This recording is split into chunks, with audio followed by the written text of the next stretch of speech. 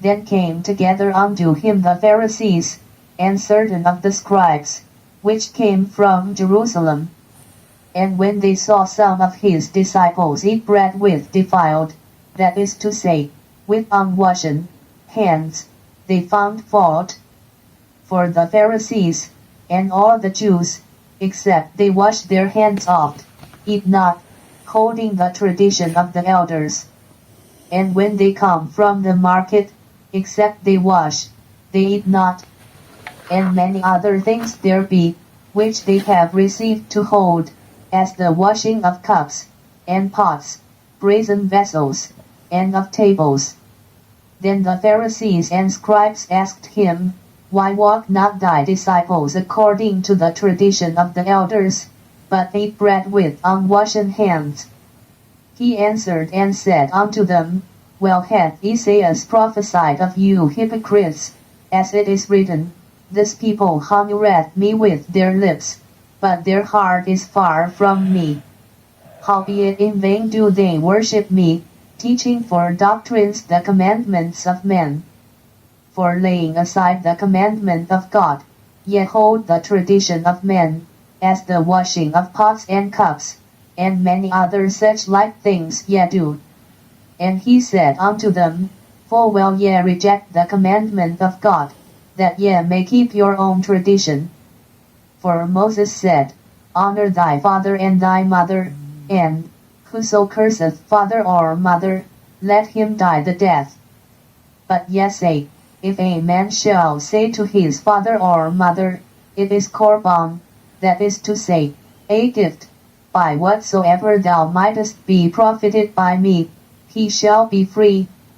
And ye suffer him no more to do aught for his father or his mother, making the word of God of none effect through your tradition, which ye have delivered, and many such like things do yet.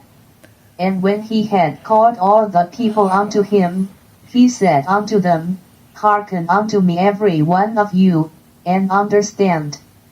There is nothing from without a man, that entering into him can defile him, but the things which come out of him, those are they that defile the man. If any man have ears to hear, let him hear. And when he was entered into the house from the people, his disciples asked him concerning the parable. And he said unto them, Are ye so without understanding also? Do ye not perceive, that whatsoever thing from without entereth into the man, it cannot defile him?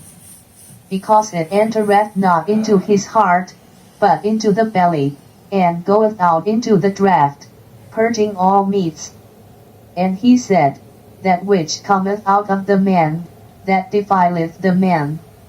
For from within, out of the heart of men, proceed evil thoughts, adulteries, fornications, murders, thefts, covetousness, wickedness, deceit, lasciviousness, an evil eye, blasphemy, pride, foolishness. All these evil things come from within, and defile the man. And from thence he arose, and went into the borders of Tyre and Sidon, and entered into an house, and would have no man know it, but he could not be hid. For a certain woman, whose young daughter had an unclean spirit, heard of him, and came and fell at his feet. The woman was a Greek, a Syrophoenician by nation, and she besought him that he would cast forth the devil out of her daughter. But Jesus said unto her, Let the children first be filled, for it is not meet to take the children's bread, and to cast it unto the dogs. And she answered and said unto him, Yes, Lord, yet the dogs under the table eat of the children's crumbs. And he said unto her, For this saying go thy way, the devil is gone out of thy daughter. And when she was come to her house, she found the devil gone out, and her daughter laid upon the bed. And again, departing from the coasts of Tyre and Sidon, he came unto the Sea of Galilee, through the midst of the coasts of Decapolis. And they bring unto him one that was deaf, and had an impediment in his speech, and they beseech him to put his hand upon him. And he took him aside from the multitude, and put his fingers into his ears, and he spit, and touched his tongue. And looking up to heaven, he sighed, and said unto him, Ephphatha, that is, be opened. And straightway his ears were opened, and the string of his tongue was loosed, and he spake plain. And he charged them that they should tell no man, but the more he charged them, so much the more a great deal they published it, and were beyond measure astonished, saying, He hath done all things well, he maketh both the deaf to hear, and the dumb to speak,